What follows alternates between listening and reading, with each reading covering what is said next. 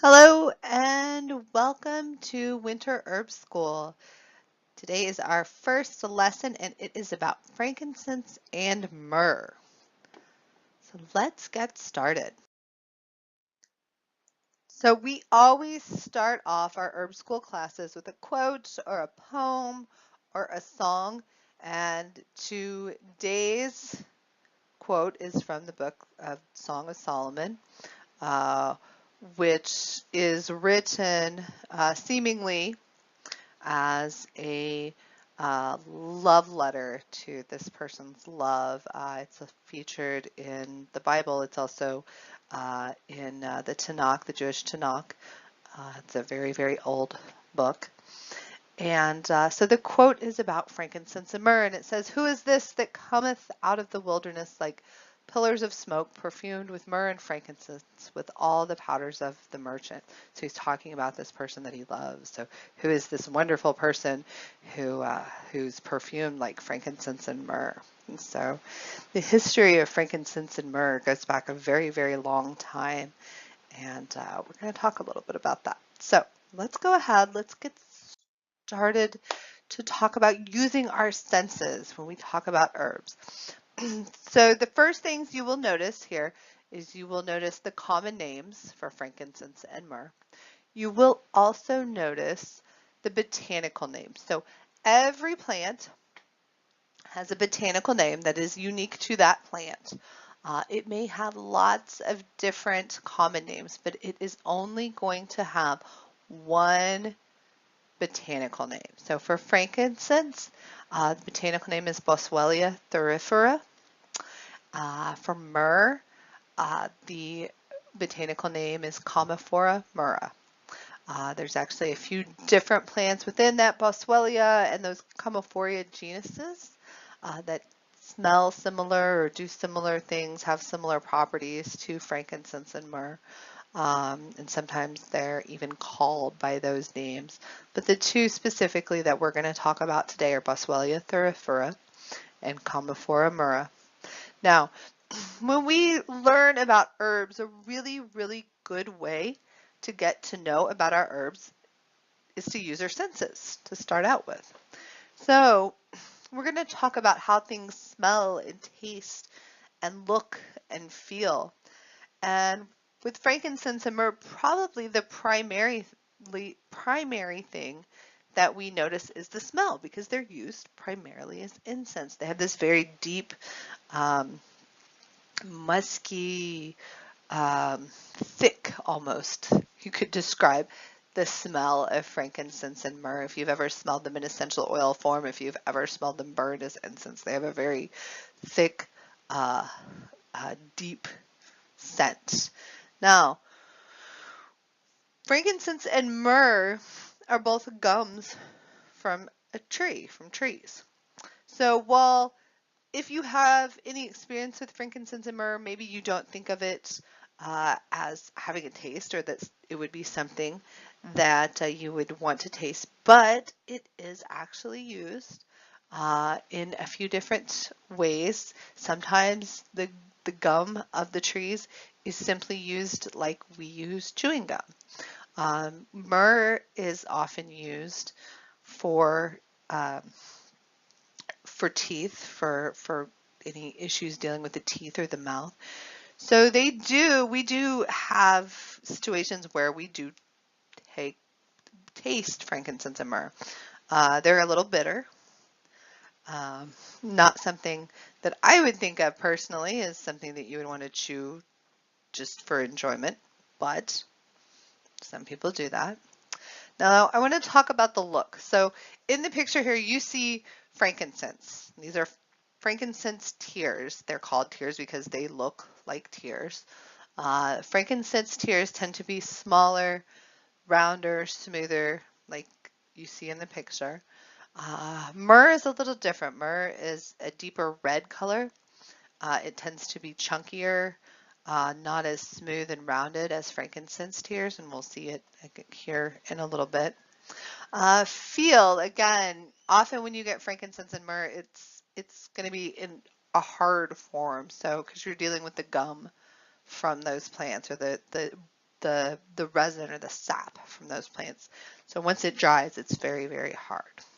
So now that we've kind of got an idea of what it smells like and tastes and looks and feels, let's talk a little bit more about its properties, about their properties, two different things. So actually, as I mentioned, the picture here is of myrrh, and you can see the difference between the frankincense tears and the myrrh gum resin. Uh, so I want to point that out before we talk about properties. So I want to talk about why we talk about properties. So when we talk about properties of a plant, um, these are really great things to get to know, because what you can do with this is that when you pick up an herbal, a book about herbs, and maybe you look up a plant that you don't know yet, but you want to know more about it, if you know these properties, then what happens is that you can pick up that book, look in it, look in that entry, and oftentimes properties will be listed at the very beginning of that entry. You can look at those properties, and if you know some of those properties, before you even have to read any further, you already know what that herb is going to be for if you know those properties and you recognize those words. So that's why we talk about it. So let's talk about frankincense and myrrh's properties. So they are both astringent. Now, an astringent is something that you can use to tighten the tissues of the body. A lot of times you see this used in face toners, face washes, things like that, to make your pores smaller, make your face tighter. It has other applications. Astringents have other applications as well. Sometimes dealing with issues in the mouth or things like that, which we'll talk about a little later. Frankincense and myrrh are also both antibacterial. They're disinfectant, so they can get rid of bacteria, and they can get rid of any type of things that you don't want around. Frankincense and myrrh can also be used as immune system boosters, which kind of goes with those antibacterial disinfectant properties as well, to help with the immune system, to help you not get sick. Frankincense essential oil uh, is something that is called a hypnotic. So it helps you sleep, and not only does it help you sleep, it really helps you sleep and gives you, it has a lot of calming properties as well. So those are the properties of frankincense and myrrh. So like I said, when we learn these words, astringent, antibacterial, disinfectant, and you'll see these as we go through the rest of our lessons as well. You kind of get to know your herbs better. So we've used our senses, we've learned our properties. So let's talk a little bit about, usually we talk about growing plants, but in the case of frankincense and myrrh, these are not plants that you are going to grow in your garden. So what we are going to talk about is how they're harvested. So frankincense and myrrh, they're resins from a tree, they're sap from a tree.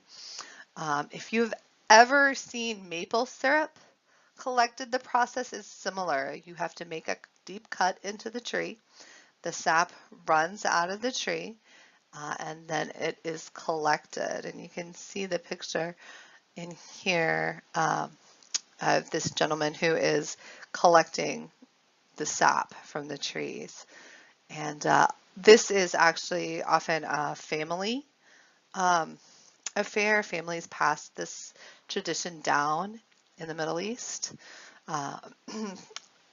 Frankincense and myrrh are most commonly grown in the Middle East, in places like Israel, Jordan, in Oman, some parts of Saudi Arabia, the southern parts of Saudi Arabia. There is actually a farm in Israel that specializes in frankincense and myrrh. It's a really interesting place that they're trying to work on bringing back some of the older varieties of these plants. And also they're doing some other things, making products out of them too. So when we talk about frankincense and myrrh, primarily these are things that are grown in the Middle East and are still grown today Harvesting is still done a lot by families.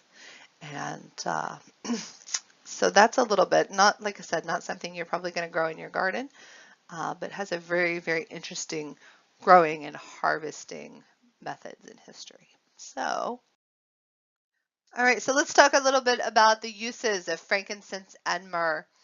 Both frankincense and myrrh are primarily used as incense. They're burned either on charcoal tablets or they actually are able to burn independently uh, without the aid of charcoal as well, although they do burn a little easier on charcoal. You can see there's a little video here that I will include um, in your lesson for this week. It's only about 10 seconds, but it shows frankincense just being burned by itself as to actually make eyeliner.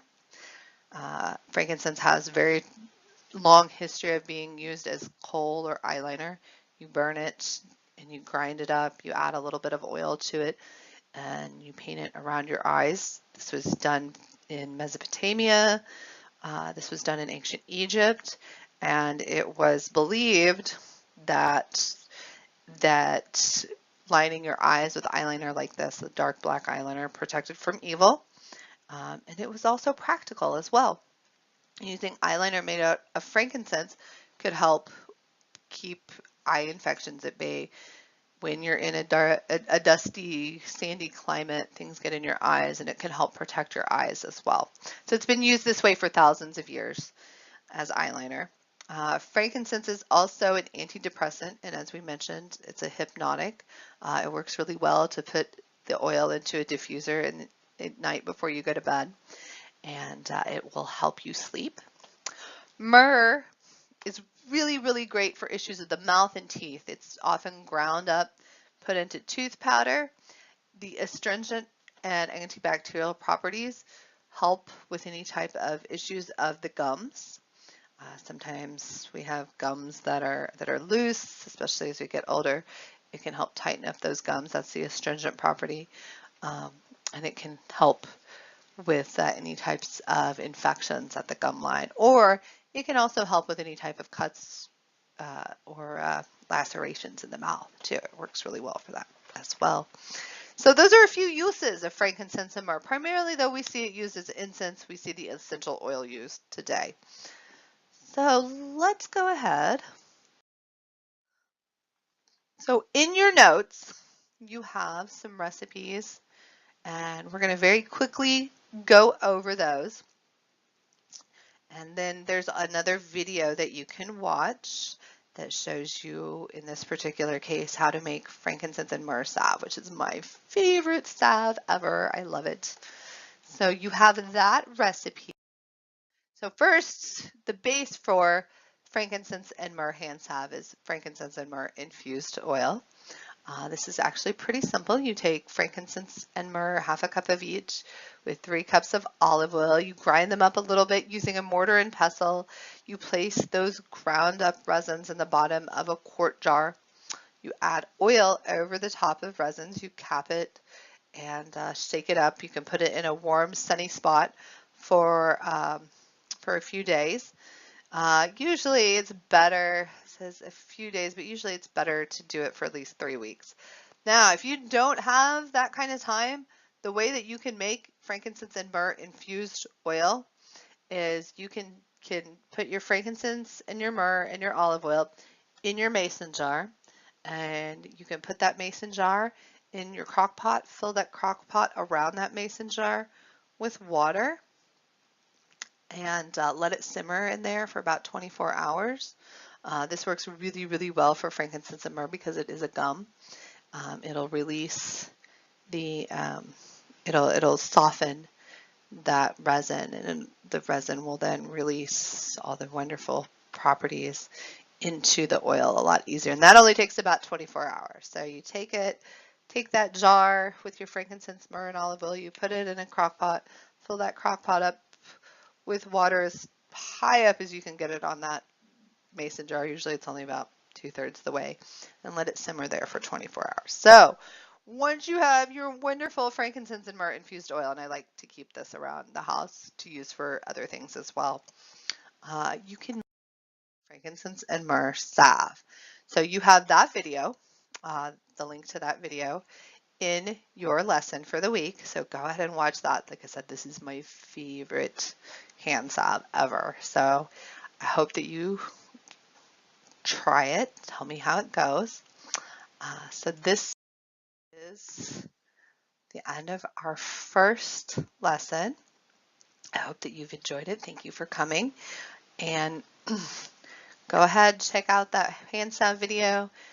If you decide you want to make it, that would be great. Tell me all about it. You have pages in your notes to do sketches if you want to look up frankincense and myrrh and see what they look like, and you can draw those and you can upload them to the classroom. That would be wonderful as well. I hope that you enjoyed, and I will see you next week. Thanks. Bye-bye.